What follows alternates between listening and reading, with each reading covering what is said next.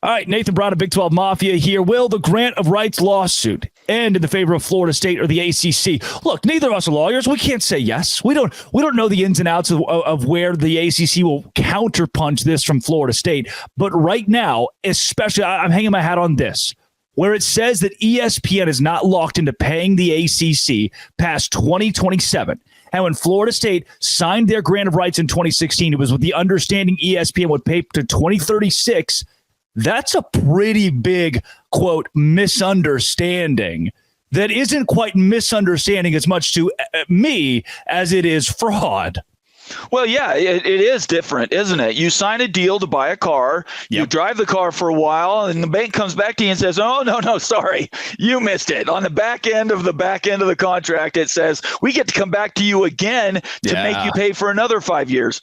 It is completely ridiculous. I think it's some legal language that they threw in there to try to give themselves protection. The ACC has sold out to ESPN here. At the end of the day, everybody knows the ACC is not driving the bus. It's ESPN. And they basically turned the keys of the car over to them and said, you take us to where we need to be instead of being in control of their own destiny.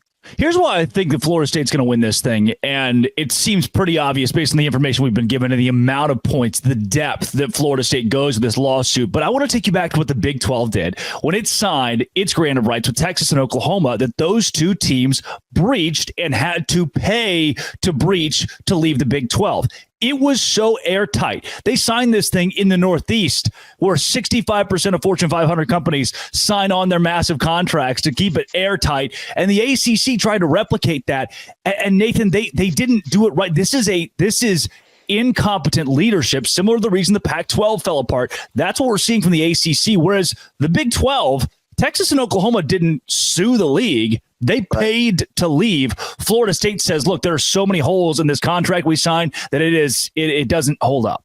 One of the things that came out in that Tomahawk Nation article that you mentioned, it says Ashburn stated that FSU signed the 2016 grant of rights agreement because ESPN gave an ultimatum it would not enter into any additional media agreements unless the gore is extended through 2036. He immediately followed that we don't believe this holds water. So in my opinion, again, I am not a lawyer, but we have been following this.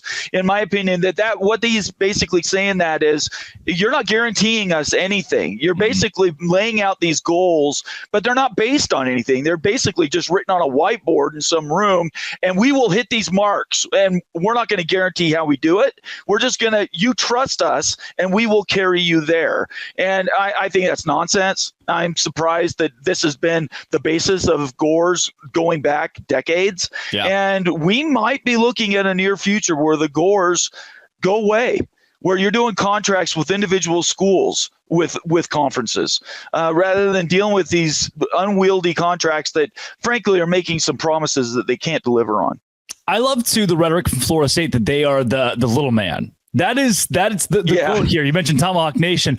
Peter Collins, one of the board of trustees, said, today we've reached a crossroad in our relationship with the ACC.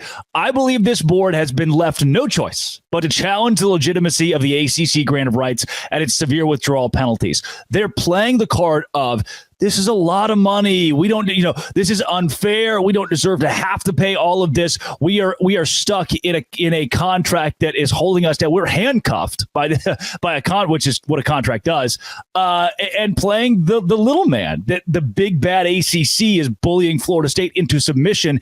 And one of the things, the crutches they're using for this, is the addition of Cal, Stanford, and SMU. Saying, look, here's the ACC grasping at straws just to keep everything together by adding teams that don't belong geographically, culturally, and especially from a money standpoint. In my opinion, your lead should have been, what was Cal, Stanford, and SMU thinking when they signed the contract to join the ACC? Look, that was a deal with the devil. Honestly, it gave him some good PR. But if you're SMU right now, if you're sitting in Dallas, what are you thinking? Honestly, what are you thinking? You were celebrating 2 months ago. today you have to be crestfallen. Today you have to be thinking, my gosh, we signed on a deck chair of the Titanic a day before it hit the iceberg. I cannot understand what they were grasping at straws, trying to hang on to something that was dying just to stay relevant. And I think that's the most important thing. Again, I've said this 1,000 times. It's not the money. The money is the measuring stick. Access, the perception that you are one of the big boys. That's what we're talking about here. Florida State has been used and abused in the last 3 weeks when they were left out of the CFP. They want that back, and that's where we're at. Nathan, before we move on to where the Noles will go next and a predictor there, again, I want to go back to the Miamis and the Clemsons and the UNCs, Virginia. For those schools, when it comes out, if it comes out, I guess I'm going to cover my bases here, that the grant of rights is fraudulent, Florida State wins this suit, those teams, they're almost obligated at that point to leave and seek asylum elsewhere. Or just at least do more exploratory, send your buddy to talk to the bag man that's working for the Big Ten, because there is still that thing where the conferences cannot deal directly with the school unless they've declared that they're leaving.